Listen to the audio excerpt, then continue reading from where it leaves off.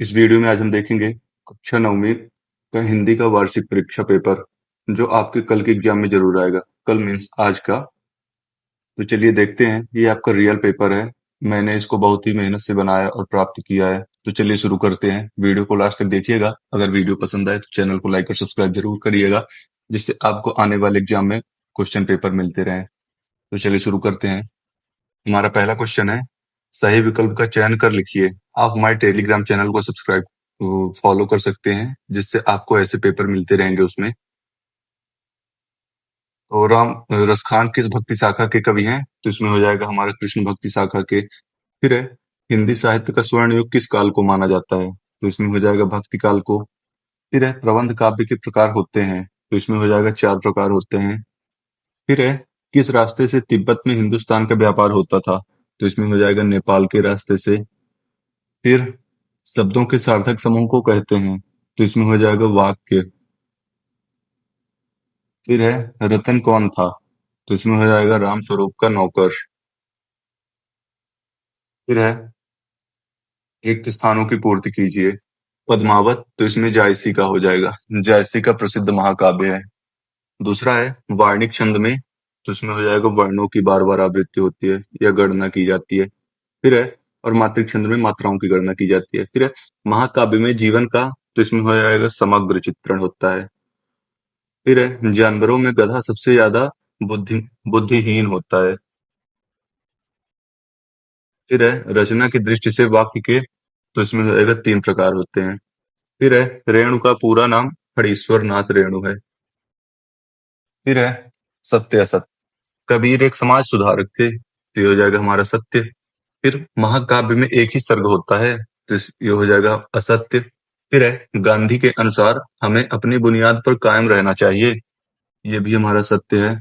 फिर लॉरेंस को कबूतर से प्रेम था, ये भी सत्य है। फिर है, आग का तत्सम रूप अग्नि है, ये भी सत्य है। लेखिका मृदुला गर्ग ने अपनी नानी को देखा था, ये असत्य है, नहीं देख पाए थे।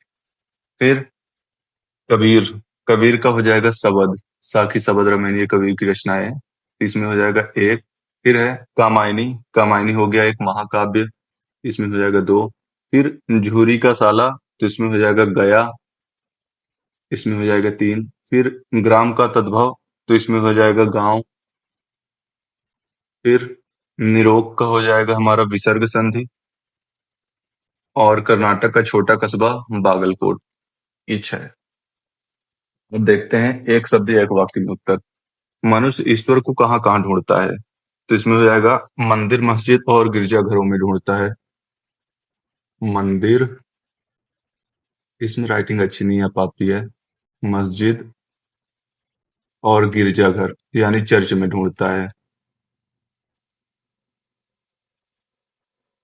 गिरजाघर में ढूंढता है। फिर कविता का शाब्दिक अनुशासन का नाम क्या है?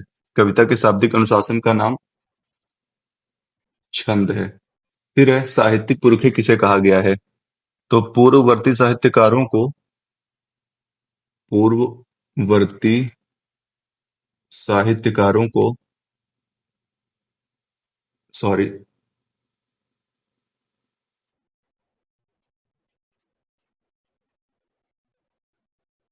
साहित्यकारों को साहित्यिक पुरखे कहा गया है। फिर है, विदेशी भाषाओं से आए शब्दों को क्या कहते हैं? तो इसमें हो जाएगा विदेशी भाषा से आए शब्दों को विदेशी शब्द कहलाते हैं।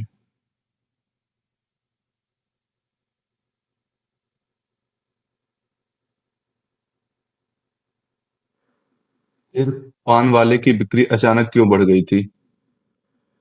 तो इसमें हो जाएगा हमारा पान वाले की बिक्री अचानक इसलिए बढ़ गई थी क्योंकि चुनाव के समय नेताओं और समर्थकों की भीड़ उमड़ आई थी।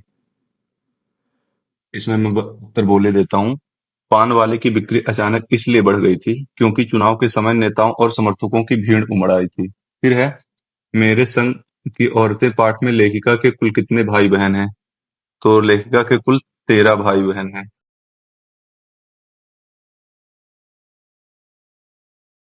फिर है, भक्ति काल के प्रमुख 2 कवियों के नाम एवं उनकी रचनाएं लिखिए। यहाँ से मैं सिर्फ प्रश्न बोलूंगा। पहला है भक्ति काल के प्रमुख दो कवियों के नाम एवं उनकी एक एक रचनाओं को लिखिए। दूसरा है नई कविता की प्रमुख दो विशेषताएं लिखिए। फिर है सतवां कवि रसखान के भाव सौंदर्य की दो विशेषताएं लिखिए। इसका अथवा है कबीरदास के शिल्प सौंदर्य की दो विशेषताएं लिखिए। फिर अरहर और सनई के खेत कवि पंत को कैसे दिखाई देते हैं। इसका अथवा है गांव को मरकर डिब्बे सा खुला क्यों कहा गया है। फिर है नौवां हथकड़ियों को गहना क्यों कहा गया है। इसका अथवा है लता ने बादल रूपी मेहमान को किस तरह देखा और क्यों। फिर क्वेश्चन 10 है काव्य किसे कहते हैं, उसके भेदों के नाम लिखिए। फिर दोहा छंद की परिभाषा उदाहरण सहित लिखिए। फिर है रसखान की परिभाषा रस की परिभाषा लिखते हुए उनके अंगों के नाम लिखिए। इसका अथवा है रूपक अलंकार की परिभाषा उदाहरण सहित लिखिए।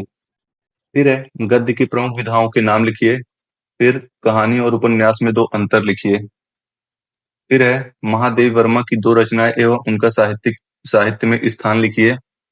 इसका अथवा है राहुल सांकृत्यायन की भाषा शैली की विशेषताएं लिखिए। फिर है कांजी हाउस में कैद पशुओं की हाजिरी क्यों ली जाती होगी। फिर आज की उपभोक्तावादी संस्कृति हमारे दैनिक जीवन को किस प्रकार प्रभावित कर रही है। फिर है क्वेश्चन नंबर 15 लेखिका महादेवी वर्मा ने अपनी मां के व्यक्तित्व की किन विशेषताओं के बारे में बताया है, लिखिए। फिर है इसका अथवा अपनी यात्रा के दौरान लेखक राहुल सांकृत्यायन को किन किन कठिनाइयों का सामना करना पड़ा।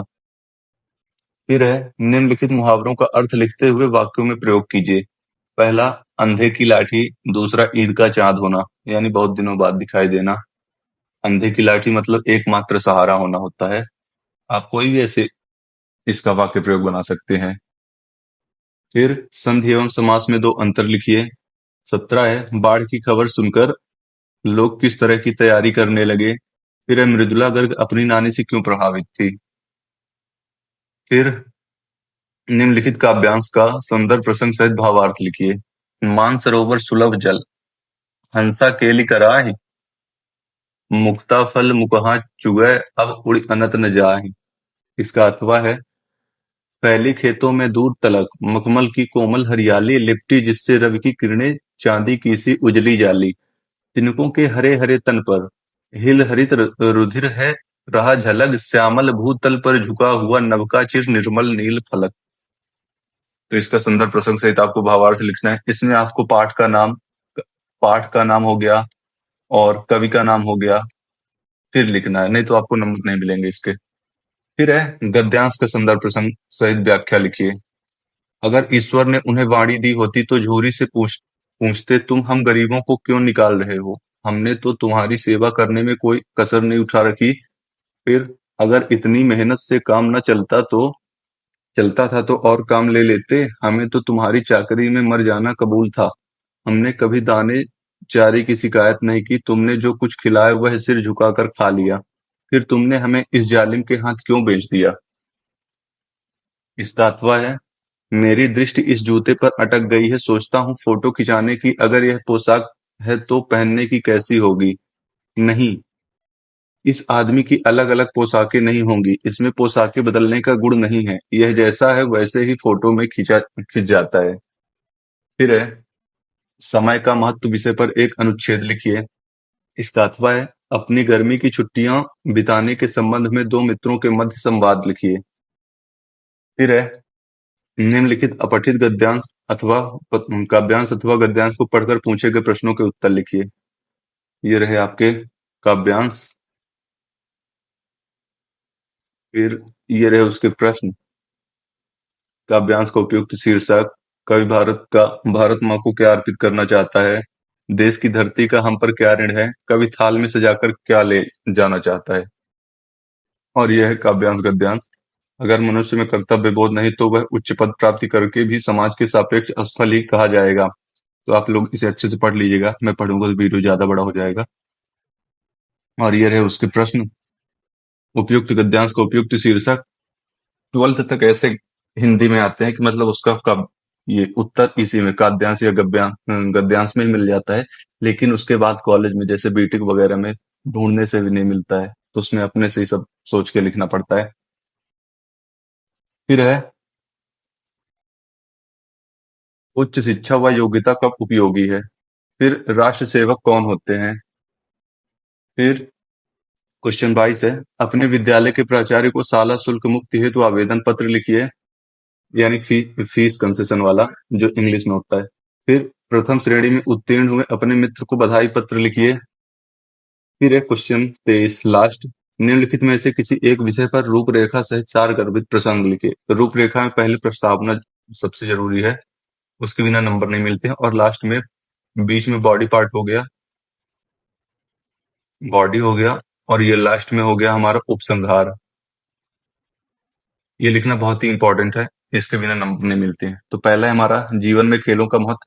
बॉडी में आप 4 से 6 मतलब जितने नंबर का है, जैसे 5 का है तो आप 7 से 8 बना सकते हैं, टोटल 8 पॉइंट।